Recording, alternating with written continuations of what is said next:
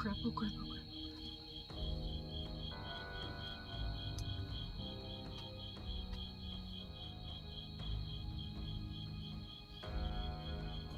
I'm getting out of here. Get my keys. Where are my keys?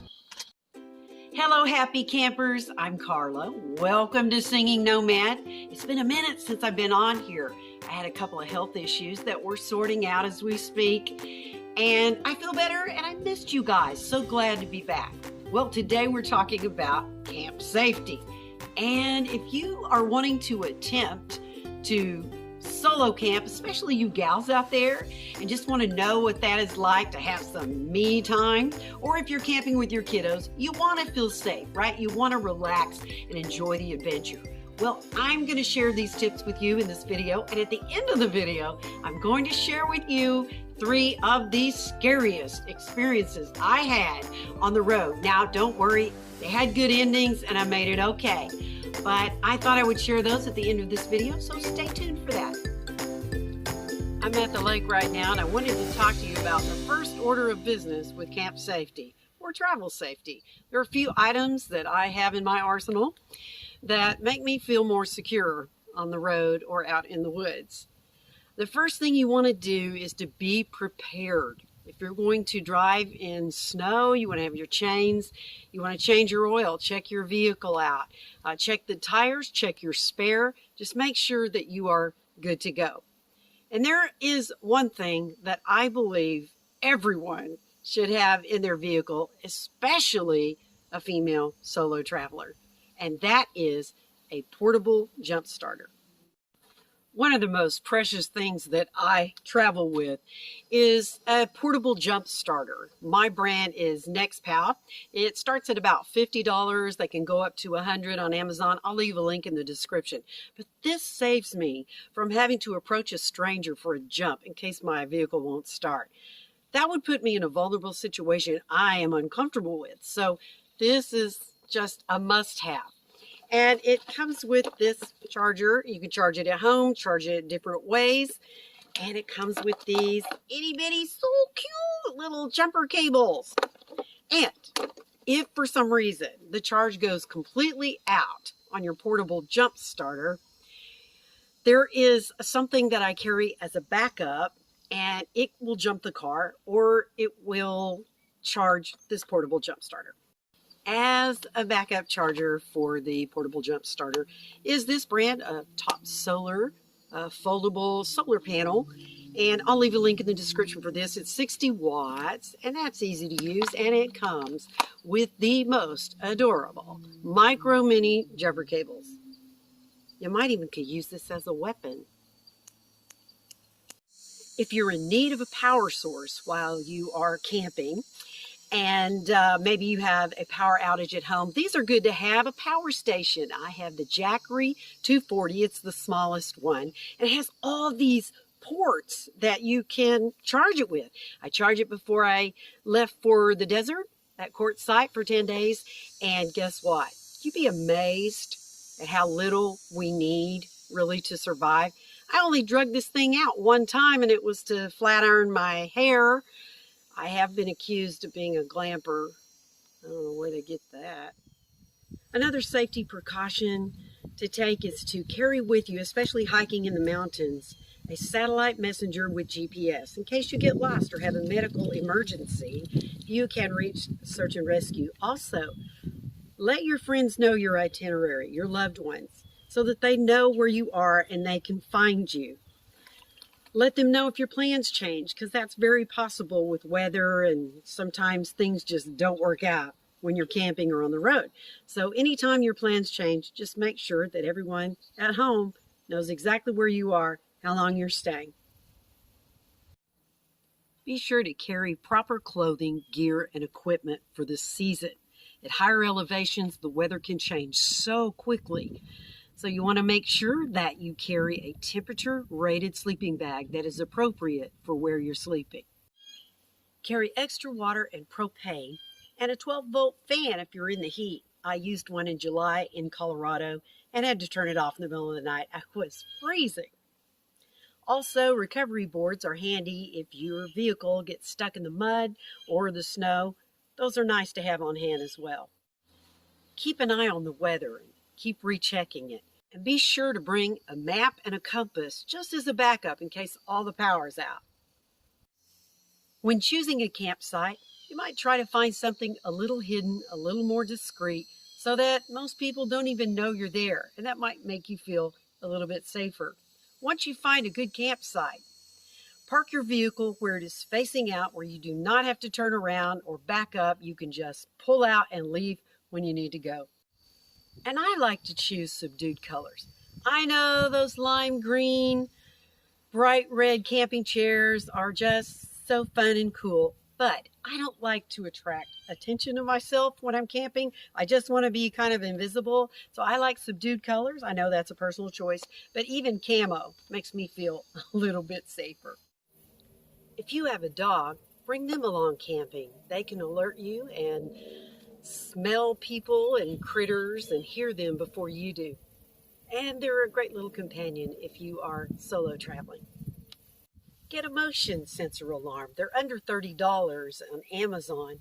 And what I have on my truck are magnetic motion lights, and they really save me when I'm coming back from a campfire and it is pitch black and I know I could fall easily, and they've saved me many a time. So those are good, and hopefully they deter those little critters that I absolutely detest. I know of one full-time female solo nomad, and she has a strategy for safety. She sleeps in her vehicle and she sets up a tent beside her a little ways off, and the tent acts as a decoy. So if anybody's jacking with her tent, she'll wake up and she can drive away. I thought that was pretty interesting. Might try that. This next segment is about situational awareness, using our intuition. You know, our bodies have built-in sensors that we can sense if something's off, if we'll pay attention. It's all about presentation. It's about your body language and your tone of voice. You don't want to come off as a victim. So if I'm in a campground and I'm walking to the trash can that I only take out during the day, I walk with confidence and purpose like I'm on a mission. Not too fast, but I don't lollygag, like I don't know what I'm doing or I'm open for discussion with someone. So I try to keep this mental invisible bubble around me, or a wall, at all times. And this just reminds me to be cautious and keep my emotional and sometimes physical distance from others. When I'm out camping and people wave at me, I don't do the normal thing that I do with people that I feel comfortable with or I know. I'm like the little lap dog that's high energy. So when I'm out with strangers and I'm alone, I adopt my husband's tone of voice. I lower my voice and I'm more the German Shepherd. And when someone waves at me, because they will as you're going past their campsite, they'll wave. And I adopt my husband's body language on that as well. He doesn't wave like I do. He waves like this. Like, halt, stop. At a campfire, when I've met some cool, friendly people, I don't divulge my personal information like my last name or where I live. I just think it's better to be cautious. You can have fun and be friendly and not let your guard down. And a red flag for me is someone that is overly friendly to the point I'm getting a bad vibe. Or even if they're not dangerous, I just feel like they will be an encroachment to my privacy. So I'm just really careful. It takes practice, but I've been on stage my whole life and had to deal with people. You can be so friendly, but withhold personal stuff. Now let's talk about self-defense. Some travelers carry the following weapons: a bat, a knife, a machete, pepper spray. I prefer bear spray because it has a range of 30 plus feet. It means I don't have to get very close. And the personal choice of a firearm. Know the laws of each state about carrying a firearm, and I hope and pray that you've had training and you know what you're doing. There's nothing scarier than a person with a weapon they're scared of. So, know what you're doing. I carry a Vipertec heavy-duty stun gun in hot pink, of course.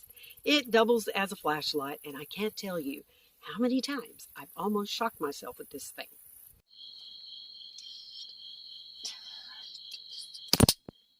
I feel much safer having it with me. So whatever you're comfortable with, that's what you need to choose to protect yourself. Welcome to my campfire. I have 3 quick stories that I promised you I would tell you about scary, dangerous times on the road. But I want to start with this. In 57 years of travel, I've only had 3 experiences where I felt I was truly in danger. That's not a bad average. That's about every 20 years. So first story. I'm in my early 30s in Honolulu, Hawaii on a singing tour. The host of the venue gave me a guest cottage to stay in, and I felt like it was in a kind of rough part of town. I was all alone.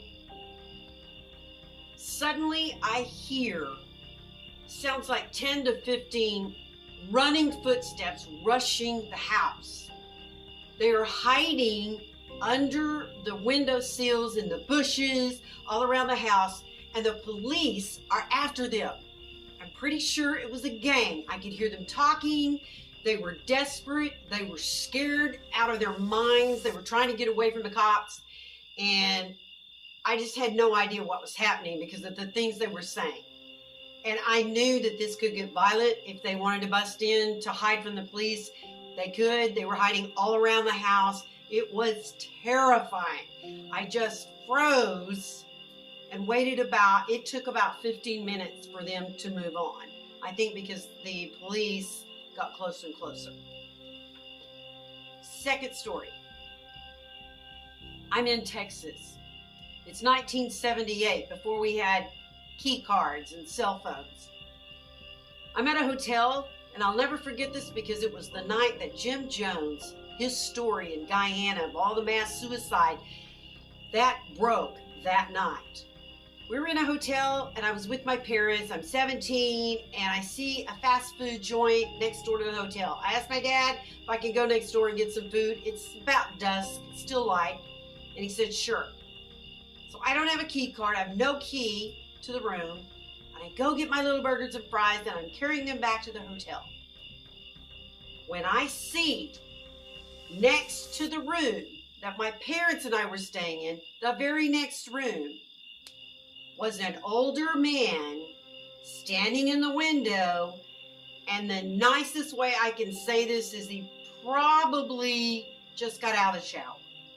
And he's beckoning me to come into the room. First of all, you're an old fart. Secondly, you're a pedophile. Thirdly, you're ugly. And fourth, I ain't that kind of girl. I'm just a little girl. Leave me alone. So it was so scary. I tried to keep him in my peripheral because I didn't know if he was going to head to the interior hotel door to maybe pull me into his room.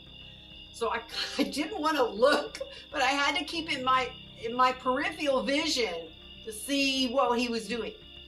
So I had to go to this end glass door like they have, at the end of the long hall of hotels.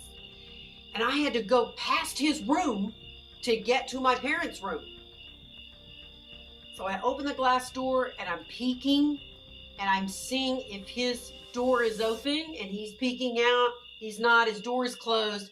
I'm like, oh my gosh. So I run past his door and I'm beating on the door and I'm thinking, Dad, come on, open the door. And he finally does. I'm okay. But why didn't I tell my dad what just happened? I don't know. I guess when you're young, those things, well, at any age, they're traumatic and you feel embarrassed, like somehow it's your fault. So if I had it to do over, what I would do is go around to the front desk, have them call the room and have my dad come get me and call the police. But I didn't. I just went into the room and watched Jim Jones and a mass suicide. What a day. I'll never forget that. Third story, and this was the scariest. I'm 14 years old. We're on a singing tour in Colorado.